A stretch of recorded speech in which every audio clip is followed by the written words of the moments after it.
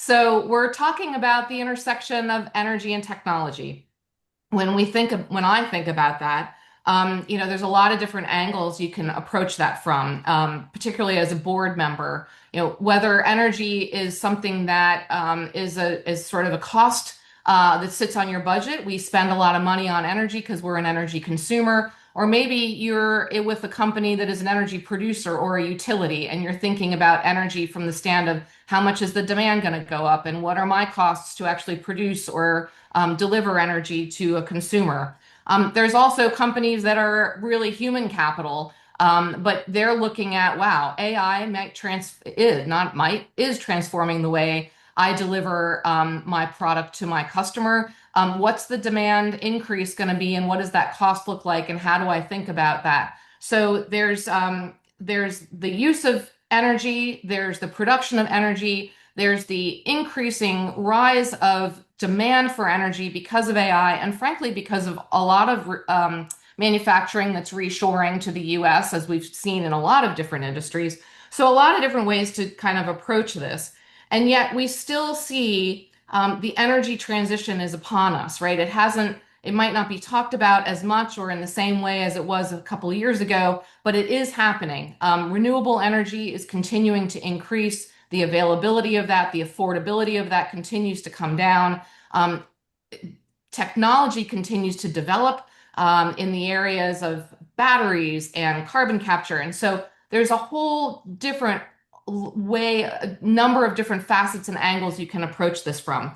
And so when I think about my career in energy, obviously from an energy producer standpoint, but energy producers also consume a lot of energy. So we look at that also in terms of what are our efficiency opportunities and what kinds of emissions reductions targets do we have, and how do we want to think through that? So I'm just going to set that up as like sort of a big, topic to kind of dive into, and maybe ask Tej you to kick it off and talk to us a little bit about how you're thinking about energy. You being someone that interfaces with lots of different types of clients and consumers and producers. What are the top of mind things that you would like to bring into the conversation that as a panel or a community of board members we might be thinking about?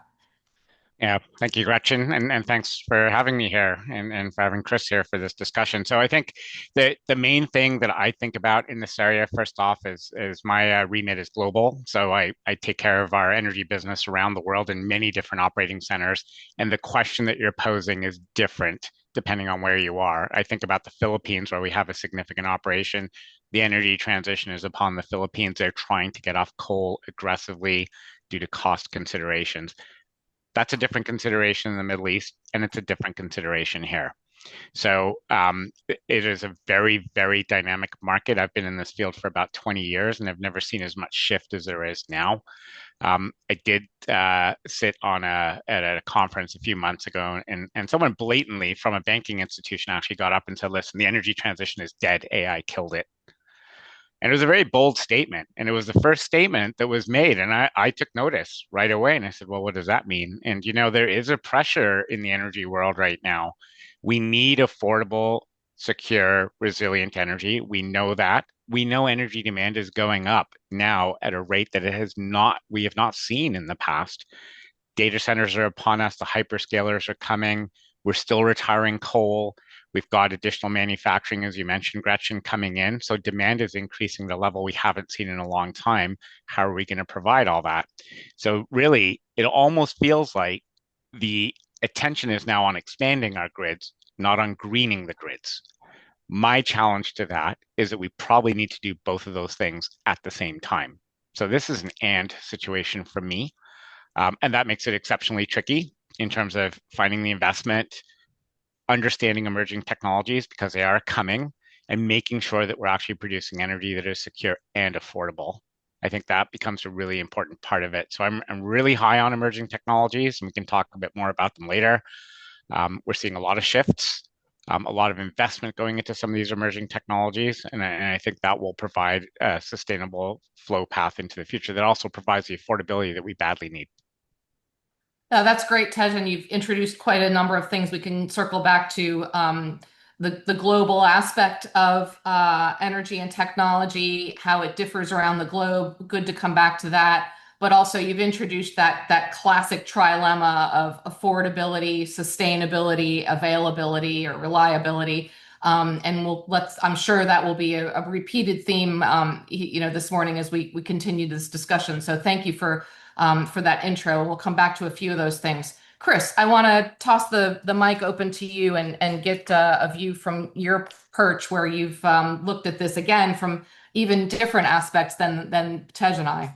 Yeah, it's been Gretchen, thanks a lot, and Tej, great comments there. It's been fascinating. If I think back over my last three roles, and they've been global in nature as well. So if we go back pre-COVID, I was running our strategy and planning organization for upstream, and we had a very bullish view. Oil and gas was going to continue to grow. Then COVID happens. We see all sort of projections that are coinciding with the increased excitement about the energy transition. Chevron at that time stood up Chevron New Energies. I was asked to move over and lead our carbon capture, geothermal, and lithium business at that point.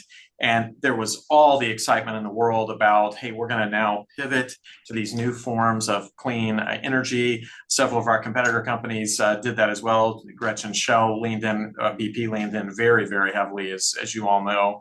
And we made a lot of good progress over the last several years. And then I think, Tej, you hit on it. Then AI, then maybe a change in administrations happened.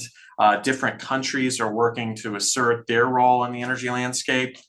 And now we've pivoted again.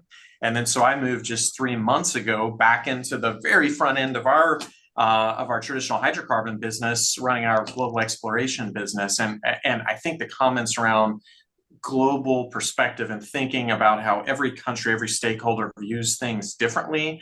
And we need to think about, the word I use is energy expansion. I started talking about this just a couple years into my new energies job, realizing that we can't be having a conversation about we're going to stop oil and gas, we're going to only do wind and solar, we're going to only do carbon capture, we're not going to do traditional fuels, to meet the world's growing appetite for energy. And now with AI and the demand for data centers just exacerbating that, we need to take a Big Ten approach and look at bringing in all forms of energy, but then also decarbonization and lowering the environmental impact of the energy we produce is a very real thing.